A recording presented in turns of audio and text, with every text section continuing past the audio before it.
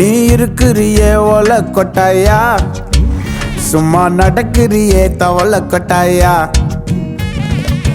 மஜாவாயி நிக்கிறியே பஞ்சு மிட்டாயா. நான் அவர் வேலை உசுரா வச்சிருக்கேன். அது அவராண்ட கொஞ்சம் எடுத்து சொல்லுங்க.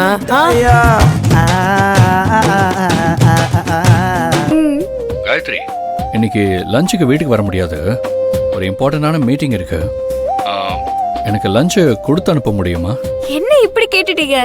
லஞ்ச் தான் ரெடி பண்ணிக்கிட்டு இருக்கேன், நான் கொடுத்து விடுறேன். Okay, thank you.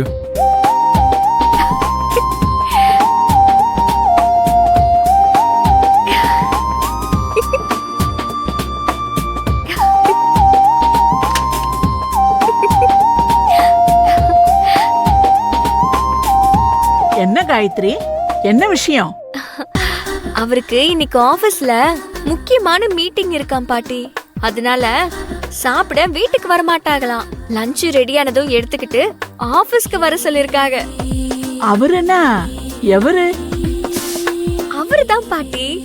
அந்த அவருதான் எவருன்னு கேக்குறேன். அவருதான் பாட்டி, செழிய.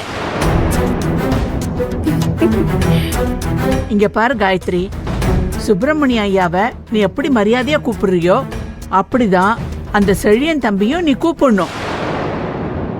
இனிமே செழியனை நீ அண்ணன் தான் சொல்லணும்.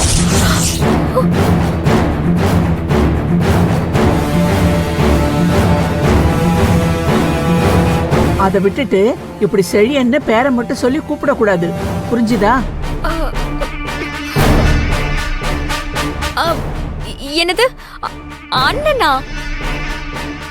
எனக்கு அவர் அண்ணான்னு கூப்பிடுறதுக்கு ஒரு மாதிரியா இருக்கு பாட்டி.